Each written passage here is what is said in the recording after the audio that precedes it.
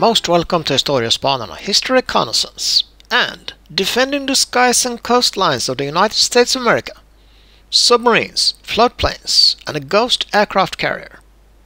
It's the fall of 1941 and the Second World War has been raging for 2 years. The United States is still at peace, but it's arming and preparing for come what may. And please, like, share and subscribe. It means a lot to us. Bombers over New York as the eastern seaboard from Boston to Cape Hatteras gets a full week of make-believe attacks. Spotters atop the Empire State Building telephone information centers. Altogether, 40,000 civilian volunteers man 1,800 observation posts in 10 states. In New York parks, playgrounds, airports, and even at racetracks, camouflaged anti-aircraft guns are uncovered and manned in this most realistic of defense drills. River bridges have sky guns, and Easterners give thanks that over here, these are only mock raids. Back to the alarm. Flash messages from spotters have also gone to Army nerve centers, and orders are phoned to Army flying fields. Interceptor plane pilots race to their planes ready for sky combat. On the plotting board, the position of enemy bombers is marked as word comes from civilian spotters.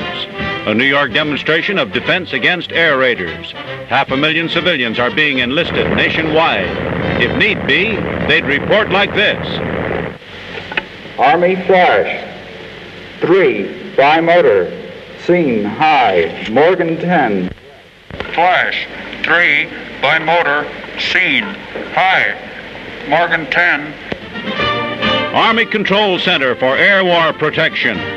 Watching the board, officers note the position of the bombers, and an order is flashed to the defense of that area, to the fighter squadron, and the pilots hurry to the attack, having been directed by the latest technique in the strategy of the sky.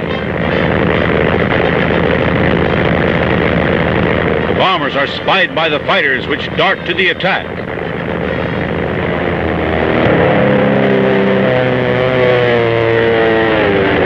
Word is flashed to anti-aircraft batteries which fire a barrage.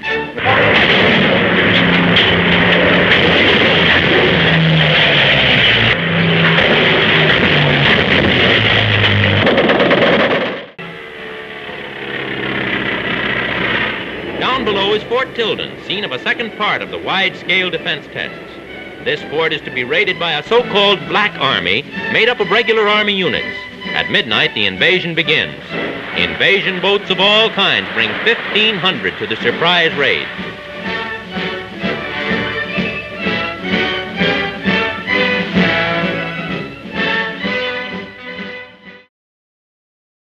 After December 7th, 1941, and the attack on Pearl Harbor, the threats to the continental USA suddenly felt very real. Enemy aircraft and ships were sighted all over the place. Actually, many of them were false alarms, and only a very small number were real incidents. One threat in particular caught the imagination, and that was the Graf Zeppelin. And no, it was not this Graf Zeppelin. It was the German aircraft carrier with the same name. It was launched in December 1938, and although it was never completed, it was the subject of a newspaper article describing a hypothetical bombing raid on New York. It was called a token raid. 40 bombers would be launched at sea 300 miles from New York, from the deck of the Graf Zeppelin, then dropping bombs over Manhattan or Bronx, either high explosives or incendiaries.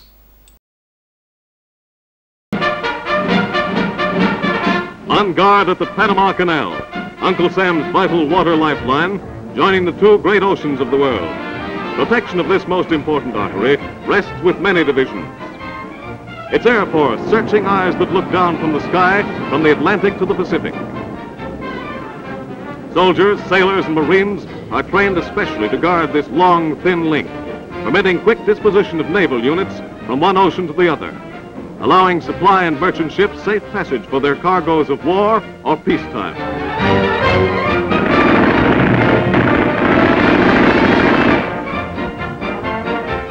Alert is America's coast defense. Now it takes on new importance.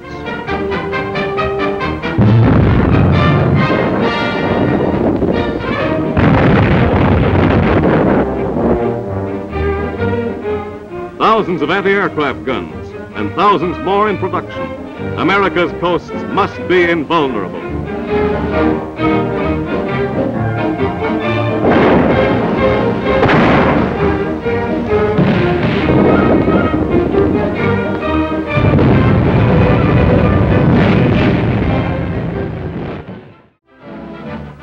The United States Navy's newest triple threat, its Mosquito Torpedo Squadron, mile-a-minute craft designed for harbor protection, coast patrol, and hit-and-run attacks. Each manned by a picked crew of 9, they carry 4 torpedoes and twin machine guns.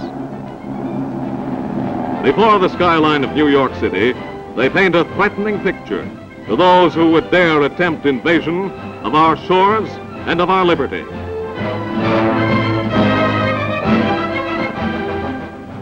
But the fleet is the total hitting might of the United States Navy. Gigantic floating fortresses designed to carry massive guns and deliver their unharnessed fire in defense of the nation's shores. America's call to arms directs a two-ocean navy of heavy cruisers, destroyers, submarines, and planes. Planes ever growing in effectiveness to find the enemy, bomb him, chase his planes from the air, and observe the fire of their own battleships. The Navy Sky Warship spreads its wings, a huge 30-ton super bomber, a 4-engined monster, fast and formidable. More destroyers are on the way to make the two-ocean Navy a reality.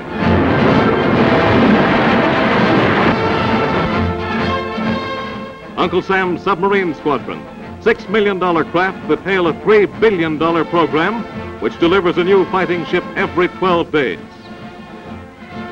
Eyes under the sea. Eyes for defense.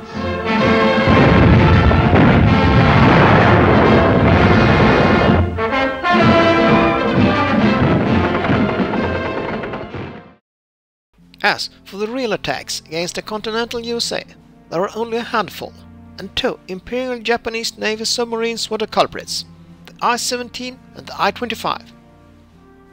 On February 23, 1942, the Japanese submarine I-17 navigated into the channel near Elwood Oil Field, a large oil well and storage facility outside Santa Barbara, California. After surfacing, the submarine fired 16 shells at Elwood Beach from its deckgun before submerging and withdrawing. The shelling only caused minor damage to the oil field, but this bombardment was the first shelling of mainland United States during World War II, and it sparked an invasion panic. A day later, reports of enemy aircraft led to the so-called Battle of Los Angeles, in which American artillery was discharged over Los Angeles for several hours, due to the mistaken belief that the Japanese were invading. On June 21, 1942, on the Oregon coastline, the Japanese submarine I-25 made its way to the mouth of the Columbia River. It surfaced near Fort Stevens, an army base that dated back to the Civil War. Just before midnight, I-25 used its 140mm deck gun to fire 17 shells at the fort. Believing that the muzzle flashes of the fort gun would only serve to reveal their position, the commander of Fort Stevens ordered his men not to return fire. The plan worked, and the bombardment was almost totally unsuccessful. A nearby baseball field bore the brunt of the damage. In September 1942, I-25 returned to the Oregon coast and launched a Yokosuka E-14Y floatplane.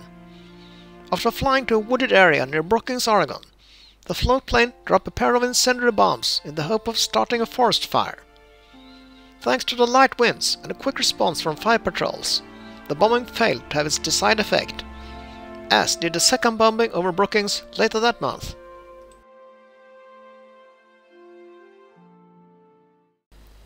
That's all, folks. Thanks for watching. Please like and subscribe.